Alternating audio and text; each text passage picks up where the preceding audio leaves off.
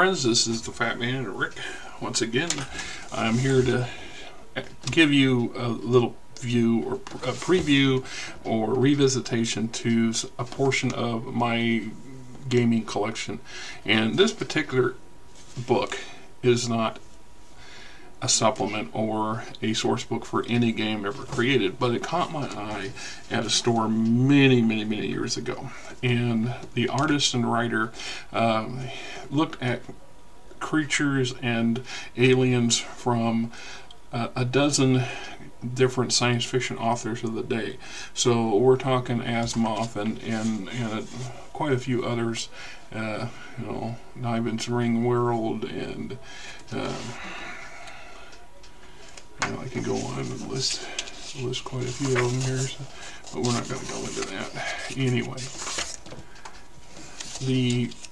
one of the things that always bugged me when we started playing Star Wars, we've seen the visual effects in Star Trek. Star Trek's worse than Star Wars. Star Wars actually, as the movies and comic books and anime and stuff have come out, we have seen quite a bit of variety.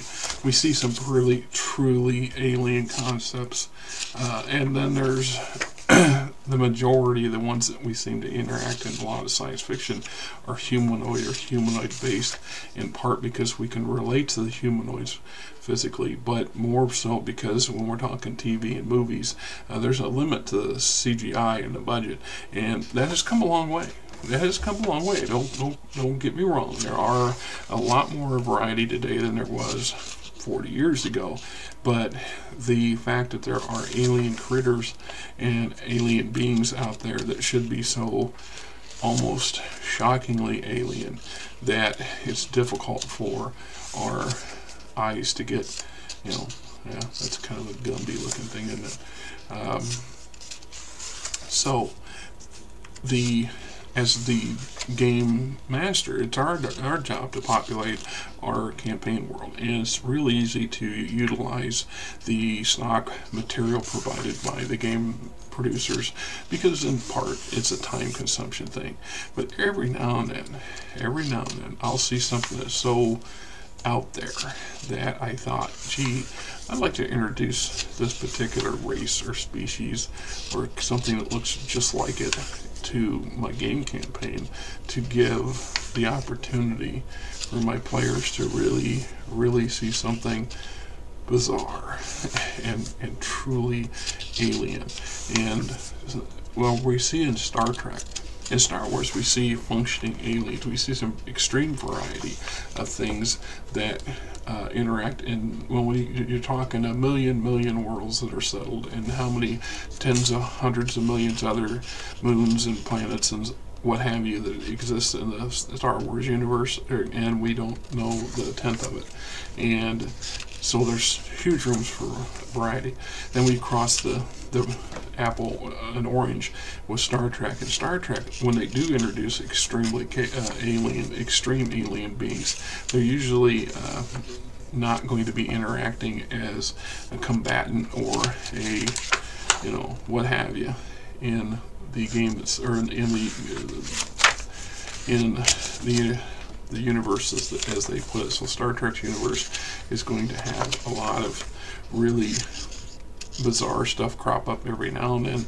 It's some kind of thing where a creature or energy beast or whatever that the crew of the Enterprise or what have you has to confront and to somehow either defeat or come to understand. Because not everything is violently looking, as some things are truly creatures that are trying to harm you. You know, it's kind of a weird version of a hunt there, right? So when I seen a few books, and I have one or two others of this type hanging around, these things open my eyes to some possibilities, and I've utilized, you know, obviously you've got to come up with your own stats for them yourself, but you know, the same thing I've done with taking a lot of my sci-fantasy monster manuals, and I've adapted creatures and beasts and magical what have yous out of my monster manuals to utilize in my science fiction games, and vice versa. So I tried to spice things up to a certain degree without, you know, I could take a rock, for example, from D&D, and I can put it on an alien world, and it's a big flying beast. It's called something completely different, and maybe it has a few extra abilities or a fewer abilities in the magical variant that I may or may not have borrowed from some other game system. In some ways it's inspiration, some ways it's borrowing and making use of what you have, especially when you have, and I've got a few of my friends over the years to see it my view, because some of us have a far more wilder imagination than others, and those who have a harder time envisioning things and creating them, and when they're running the show, it's much sometimes easier for them to have some kind of visual item to say, hey, look at this, or look at that. And you don't have to go far now. I mean, I got this back before this wonderful device that we're using right now to have these videos existed. I mean, we didn't have, you know, YouTube, and we didn't have the internet like we do now. So having Google to just Google something exotic, there's a million different kind of insect species out there, and you can pick a dozen of them and turn them into some pretty gnarly looking aliens, and not without a whole lot of effort to do so.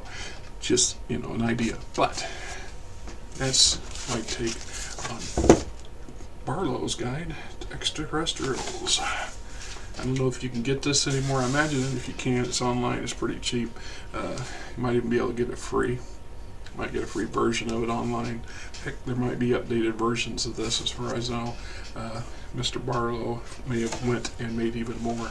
It's always worth adding to your library of things. You know, just saying.